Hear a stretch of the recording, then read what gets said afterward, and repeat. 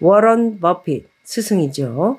어느 순간 늙었다고 느껴서 은퇴해도 계속 나는 출근한다. 이렇게 찰리 먼거 친구를 잃은 후에 모습을 보시면 조금 힘이 없어 보였습니다. 그래서 이 내용은 제가 따로 전체적인 거를 읽어서 참조하시라고 워런 버핏의 투자, 인생 읽어서 여러분들에게 나갈 거니까 꼭 좀 보아주시기 바라고요.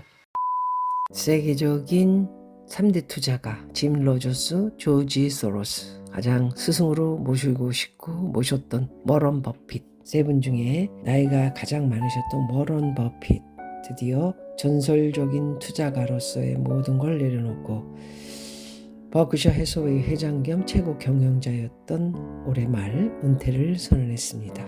The time has arrived where Greg should become the chief executive officer of the company at year end.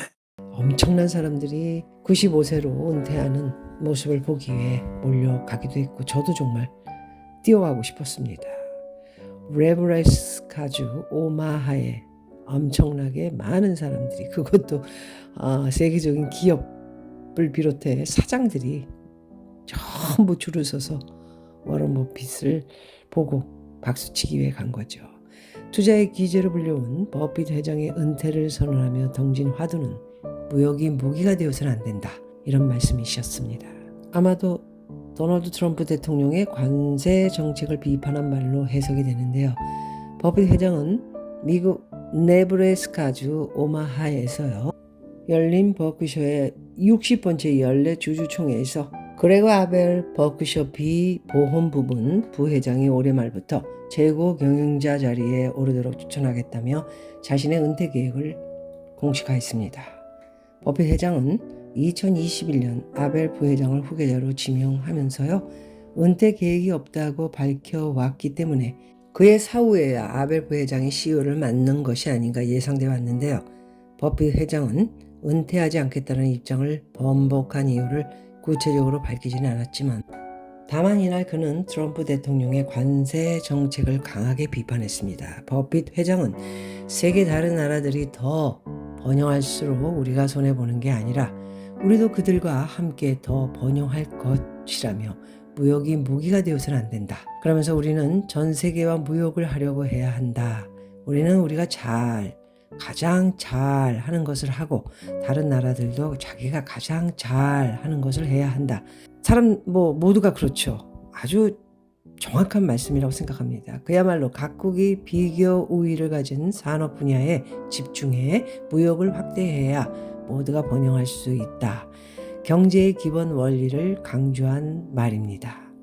미국에서 판매되는 모든 제품을 미국에서 생산하도록 강요하기 위해 전 세계 모든 국가를 대상으로 초고율의 관세를 일방적으로 부과한 트럼프 대통령의 관세 정책에 대해서 비판하려는 의도로 풀이가 됩니다. 버핏 회장은 트럼프 대통령의 관세 정책이 금융시장에도 비상식적인 영향을 미치고 있는 현실에 대해서도 우회적으로 비판했습니다. 지금은 극적인 베어마켓 약세장이나 그런 게 아니다.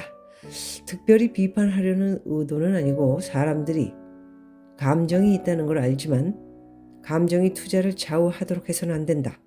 그러면서 시장이 하락할 경우 겁먹고 시장이 오를 때 흥분하는 사람이라면 주식시장은 참여하기에 끔찍한 곳이다. 부탁을 했습니다. 당부를 했습니다. 제발 흥분하지 마라. 공부 많이 하라. 그 얘기입니다. 버핏 회장은 자율주행차 등 기술 발전을 언급하는 과정에서 우리가 가장 걱정해야 하는 건 불행하게도 우리가 세상을 파괴하는 방법을 배웠다는 것이다. 핵무기 등 대량 살상 무기에 대한 우려를 드러내기도 한 것입니다. 버핏 회장은 세상을 파괴할 수 있는 국가가 8개 있고 아마 9번째가 생길 것 같다. 각 9개 국가 또는 9개 국가 중 일부에는 내가 보기에는 완벽하다고는 할 수 없는 사람들이 국가를 이끌고 있다. 바로 북한을 지목했습니다. 바로 남한 옆에 한 민족으로서 북한을 지목했다는 게 뜻밖의 일이고요. 북한에는 자기 머리 스타일을 비판하면 무슨 짓을 할지 모르는 남자가 있다. 북한이 핵무기가 왜 필요한가? 이렇게 질문을 하기도 했습니다. 이 내용에 대해서 여러분 깊은 생각을 해보셔야 되겠죠. 참 세계가 위험하다는 말씀을 하고 싶었던 것 같습니다. 미국, 영국, 프랑스, 러시아, 중국 등 핵 보유를 공인받은 5개 국가, 이스라엘, 인도, 파키스탄, 그리고 사실상 핵을 보유한 북한을 9번째 국가로 지칭한 말로 해석이 됩니다. 자, 여기서 좀 정리를 해볼까요? 워런 버핏은 트럼프 관세 비판, 무역이 무기가 되어서는 안 된다. 두 번째, 세계 다른 나라들이 더 번영할수록 우리가 손해보는 게 아니라 우리도 그들과 함께 더 번영할 것이다. 증시 급락에 대해서는 감정이 투자를 좌우하도록 해서는 안 된다라고 말씀하셨고요. 갑자기 북한의 얘기가 나오긴 했지만 김정은을 겨냥해서 북한은 자기 머리 스타일을 비판하면 무슨 짓을 할지 모르는 남자가 있다? 북한이 핵무기가 왜 필요한가? 이런 이야기를 했습니다. 좀 의아하긴 하지만 여러분들 한번 깊이 있게 무슨 일이 벌어지게 되면 나만이 전부 꼴가닥 다 죽거나 망하게 되기 때문에 말씀드리는 겁니다. 매년 포크쇼의 주총에는 버핏 회장의 투자 철학을 직접 듣기 위해 엄청난 수많은 투자자들이 몰리죠. 특히 올해는 트럼프 대통령의 관세 정책으로 세계 경제의 불확실성이 확대되면서 참가자가 역대 최대 19,700명 그 좁은 곳이 엄청났습니다. 올해 말부터 버핏 회장의 후계자가 될 그레그 아벨 버크셔 비보험 부문 부회장은 캐나다 에드먼턴의 노동자 계층에서 성장하며 학창시절 빈병을 줍고 소화기의 소화 용액을 채우며 노동의 가치를 배운 인물이라고 합니다. 연방 하원 4선 의원을 지낸 부친 밑에서 자랐지만 할아버지가 운영하던 잡화점에서 일했고요. 신문 배달을 했고요. 스스로 투자 자금을 모은 버핏의 어린 시절과 너무너무 유사합니다. 버핏의 행사장도요. 아주 적은 사업체, 중소기업 이런 것들이 이렇게 전부들 자리를 해가지고 이렇게 하는 모습들을 제가 뉴스로 보고요. 참 우리 워런 버핏 회장님 너무나 정말 서민적이고 모두가 아주 어려운 사업체도 잘 되게끔 이렇게 광고를 해주고 싶어하는 마음을 볼 수 있었습니다. 버핏 회장의 친구였던 찰스 먼거는 돌아가셨죠. 정말 그 자리가 너무너무 비어서 아마도 같이 이렇게 커트를 타고 다니셨던 모습이 생각나는데 올해는 또 역시 지팡이를 짊으시고 혼자 들어오는 모습을 볼 수 있었습니다. 마음이 왜 이렇게 치근해지죠? 버핏 회장 때문에 미국의 네브래스카주 오마하는 어마어마하게 많은 사람들, 2만 명이 좀 안 되는 사람들이 몰렸고 거기에 줄 서서 버핏을 보려고 했던 사람들은 아까 말씀드린 대로 어마어마한 기업을 비롯한 기업의 이사, 사장, 전무, 상무 대단한 사람들이 많이 있었던 것으로 알고요.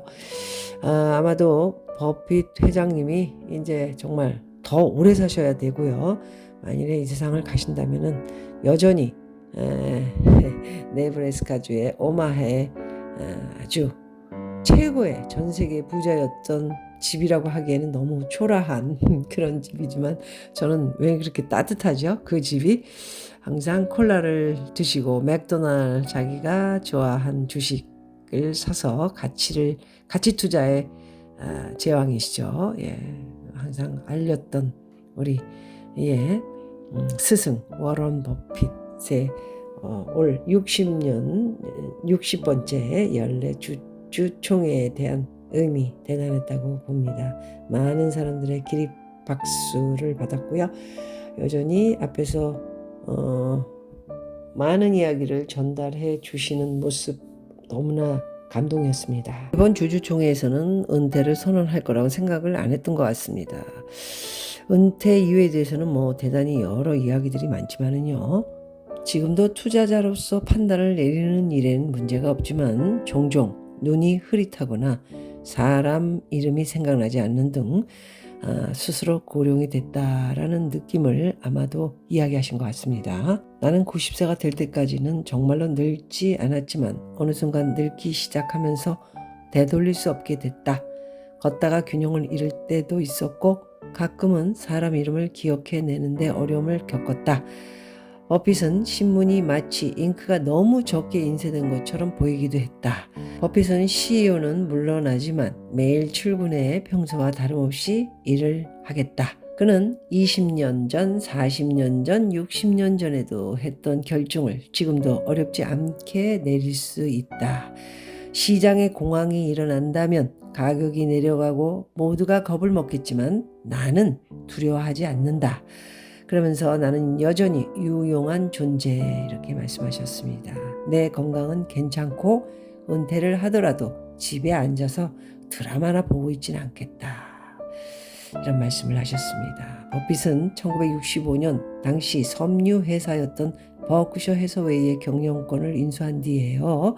보험, 철도, 에너지 등에서 약 200개 자회사를 거느린 글로벌 지주사로 탈바꿈시키기도 했습니다. 엄청나게 수익률이 높게 연평균 수익률이 어마어마했죠. 많은 사람들한테 톡톡한 회사에 배당을 주기도 했고, 그러니까 많은 사람들이 부자가 됐고, 그래서 존경하는 사람이 많은 것 같습니다. 워런 버핏 정말 감사합니다.